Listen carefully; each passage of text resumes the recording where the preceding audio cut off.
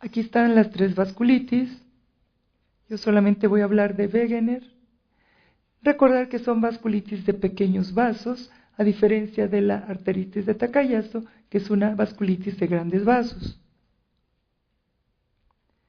Todo el mundo sabe que es el Wegener, solamente recordar que es una vasculitis necrosante que afecta el tracto respiratorio superior, inferior y los riñones. En cuanto al tratamiento, como en otras entidades, hay que dar una fase de inducción a la remisión en forma agresiva.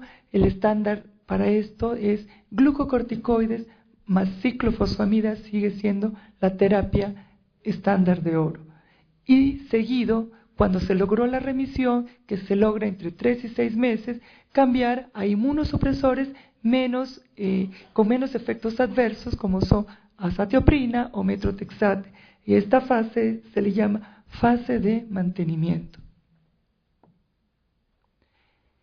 De acuerdo al Grupo Europeo de las Vasculitis, se ha clasificado por etapas al Wegener, la enfermedad localizada, sistémica temprana, enfermedad generalizada, enfermedad renal grave y la enfermedad refractaria. La localizada está limitada al tracto respiratorio superior. La sistémica temprana afecta cualquier órgano excepto el riñón. La generalizada y la renal, la renal grave, existe afección renal, nada más que aquí la diferencia es los niveles de creatinina, más de 5 o menos de 5. Y acá podemos tener una insuficiencia renal rápidamente progresiva.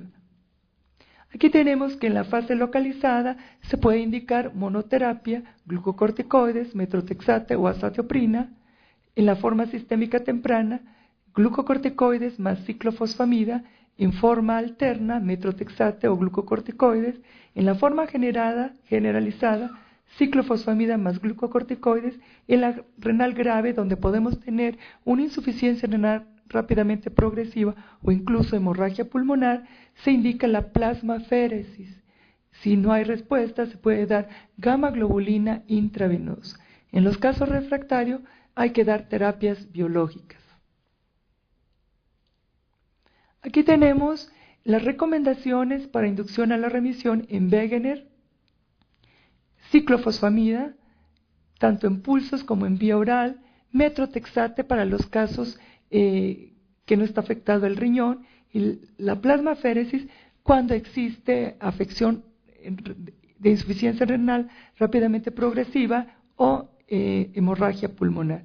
Aquí tenemos las dosis y las categorías de evidencia están entre 1A y 1B y los grados de recomendaciones todas son A. En relación a las recomendaciones para la fase de mantenimiento, acá se usan medicamentos inmunosupresores menos agresivos, con menos efectos adversos, como son azatioprina, metrotexate, leflunomida, micofenolato y la desoxypergualina, que tiene menos grados de recomendación y categoría de evidencia. Las dosis de azatioprina y metrotexate: azatioprina alrededor de 150 miligramos al día, metrotexate 0.3 miligramos por kilo, ya sea vía intravenosa o oral semanal, o lo que es equivalente a 15 o 20 miligramos por semana. Micofenolato 2 gramos al día, leflunomida de 30 a 40 miligramos al día. En casos refractarios se recomienda la inmunoglobulina a dosis de 400 miligramos por kilogramo en vía intravenosa de 5 administraciones seguidas. O bien la terapia biológica como etanercept o infliximab a dosis de 25 miligramos 2 veces semanales, o rituximab 375 miligramos por kilogramo por semana durante 4 semanas. Bien, en conclusión, el Wegener es una vasculitis asociada a ANCA, granulomatosa, necrosante, que afecta el tracto respiratorio superior e inferior, así como los riñones, y en el tratamiento es necesaria una fase de inducción a la remisión con glucocorticoides más ciclofosfamida, además una fase de mantenimiento con inmunosupresores como son el metrotexate, la azatioprina, leflunomida y micofenolato de mofetil. La terapia biológica desafortunadamente no ha sido como se esperaba, en especial Etarneset, para la terapia de mantenimiento. Es una terapia cara y no ofrece mayores ventajas que dar otro inmunosupresor. La arteritis de Takayasu es la siguiente vasculitis. Como ustedes saben, es una vasculitis de grandes vasos. La podemos definir como una vasculitis inflamatoria progresiva crónica que afecta a la aorta y sus ramas principales, con menos frecuencia la pulmonar y las coronarias, que afectan a mujeres jóvenes, de predominio en la raza asiática, aunque en nuestro país es probablemente una de las vasculitis más frecuentes. Anteriormente, para la clasificación del Takayasu, el Colegio Americano de Reumatología emitió sus criterios en 1990 y uno de ellos era la angiografía como un criterio diagnóstico.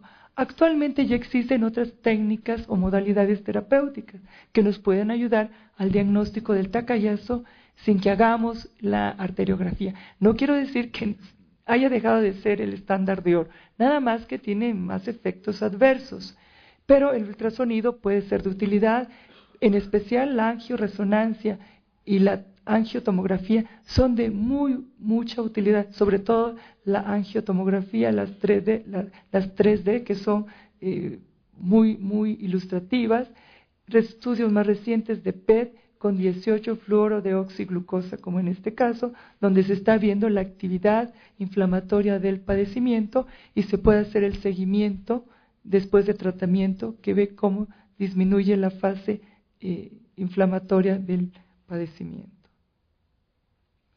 Existen pros y contras de estos nuevos métodos diagnósticos. El ultrasonido pues es útil porque podemos medir el grosor íntimo medio carotidio, podemos ver la presencia de placas, de calcio, no es invasivo, pero tiene algunas desventajas como una pobre imagen de la aorta y de la subclavia en forma proximal, depende del operador. En cambio, la resonancia magnética o la angioresonancia, pues también tiene algunas ventajas y algunas desventajas, como vemos acá. Se puede observar la imagen de la luz de la arteria, se puede medir, por ejemplo, el edema inflamatorio mediante el aumento del medio de contraste. Y podemos ver en forma global todo el sistema arterial. Obviamente es que es un medio más caro. La tomografía o la angiotomografía es muy similar a la resonancia. El PET con 18 fluorodeoxiglucosa, podemos ver la actividad inflamatoria del padecimiento, dado que se va a poder medir la actividad metabólica en la pared arterial de esos pacientes. Se puede ver en forma temprana la actividad del Takayasu y se puede valorar en forma íntegra todo el aparato arterial, todo el aparato circulatorio. Obviamente es mucho más caro que los métodos previos. En cuanto al tratamiento, los glucocorticoides siguen siendo el estándar de oro para este padecimiento. Sin embargo, nuevos inmunosupresores, el metrotexate, azatioprina, micofenolato de mofetilo, ciclofosfamida en aquellos casos refractarios y también la terapia biológica como infliximab y Etarneset. La cirugía también ha tenido grandes avances con nuevas técnicas quirúrgicas. Vemos que los glucocorticoides se recomiendan en la fase aguda, se deben de ir disminuyendo lentamente con el riesgo de que al suspenderlo pueda reactivarse el paciente. Por lo tanto, es importante agregar metrotexate. Esta terapia combinada es segura y es un tratamiento alternativo en estos pacientes. Bien, actualmente muchos pacientes no responden ni a ciclofosfamida, ni a metrotexate, ni a glucocorticoides. En estos casos refractarios se ha demostrado que la terapia antifactor de necrosis tumoral es útil. En este estudio de una casuística con infliximab y Etarneset se demostró que los pacientes con arteritis de Takayasu refractarios, el tratamiento con anti-TNF se asoció a remisión, permitiendo la disminución de los esteroides o descontinuación de los mismos y de otros inmunosupresores. También se ha demostrado una gran cantidad de casos que el infliximab es útil no solo para los niños, no solo para los adultos, sino también en casos de tacayazos en niños. Otro medicamento que ya mencionó el doctor Lugo es los anticuerpos antirreceptor de interleucina 6 o tocilizumab, que es un medicamento que también ha sido útil en casos refractarios de tacayazo. Obviamente la cirugía ha evolucionado, hay nuevas técnicas, esos pacientes en fases tardías o incluso algunos en fases tempranas pueden requerir tratamiento quirúrgico. En conclusión, el diagnóstico temprano de la arteritis de tacayazo con métodos de imagen como la angioresonancia y la angiotomografía son menos invasivos y actualmente factibles. Los avances en el tratamiento de la terapia biológica y tratamiento quirúrgico han mejorado el pronóstico de estos pacientes que tienen lesiones distales, estenóticas u oclusivas.